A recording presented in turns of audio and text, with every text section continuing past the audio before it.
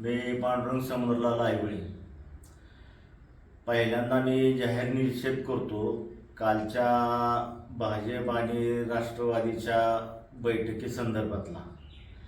त्या बैठकीमध्ये सनीनं जे बेताल वक्तव्य केलं त्याचा मी जाहीर निषेध करतो आणि त्यांना सांगतो की समाजाच्या नावाखाली काय असले कृत्य करू नका. आज तुम्हाला माहिती नाही किंवा आहे, पण विनाकारण तुम्ही आज गावचे आपले राजे आहेत, छत्रपतीची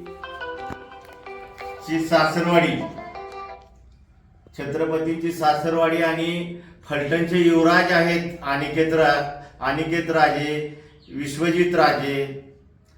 तुम्ही विश्वजित राजेंच्या विषयी बोलला, जे वक्तव्य बोलला आहात त्या वक्तव्याचा मी जाहीर निषेध मंगळवार पेठेच्या वतीनं करत आहे. आणि एक शेवटची वॉर्निंग देतोय किंवा काही समजा इथून पुढं जर राजघराण्याविषयी वाईट काय वक्तव्य केलं तर तुम्ही जे म्हणलाय का नाही घरात जाऊन वडून हाणीन, त्याच्यापेक्षा वाईट गोष्टी करण्यासाठी पांडू आयवळे तयार आहे व पांडू आयवळेंचे कार्यकर्ते बी तयार आहेत.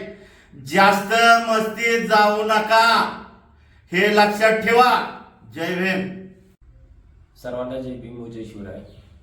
या बाईटचा हेतू हेच आहे की काल जी पत्रकार परिषदेत ज्या व्यक्तीनं बेताल वक्तव्य केलं तर त्याचा आम्ही सर्व मिळून जाहीर निषेध करतो. त्या वक्तव्यातून आम्हाला दोन गोष्टी सांगाव्याशा वाटतात की ती वक्तव्य केलं कुणी आणि कोणाबद्दल केलं. याच्याबद्दल केलं की अशा घराण्याबद्दल की जी घराणं राजकीय आणि सामाजिक दृष्ट्या सुसंस्कृत आहे, ज्या घराण्याला छत्रपती सईबाईंचे माहेरघर म्हणलं जातं, छत्रपतींची सासरवाडी आहे. आणि अशा व्यक्तीबद्दल जी फलटण पंचायत समितीचे माजी सभापती होते असताना त्यांनी लोकसेवा केली, अशा व्यक्तीबद्दल हे वक्तव्य केलं गेलं. आणि दुसरीकडे अशी व्यक्ती की जी पहिली ह्याच गटात असून त्यांनी विविध पदं भोगली, ह्या गटाने त्यांना नगराध्यक्षपद दिलं, नगरसेवक केलं आणि ह्या व्यक्तीने स्वतःच्या स्वार्थापायी भिवून आपली चुकीची कामं लपवण्यासाठी त्या गटात जाऊन उगाच चार चौकात बसून काहीतरी वक्तव्य करायचे म्हणून केली. त्याला त्या गोष्टीचं गांभीर्य नसताना पक्षश्रेष्ठींनी त्याच्यावरती व्यवस्थित लक्ष देऊन त्याला आत्ताच कंट्रोलमध्ये ठेवायचा प्रयत्न करावा.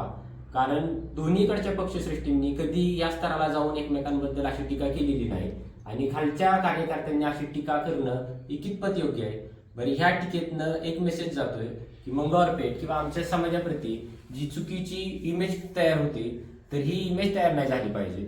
ह्या वक्तव्याचा आम्ही निषेध करतो आणि अशी व्यक्ती ही पेठीची किंवा समाजाची प्रतिनिधित्व असू शकत नाही.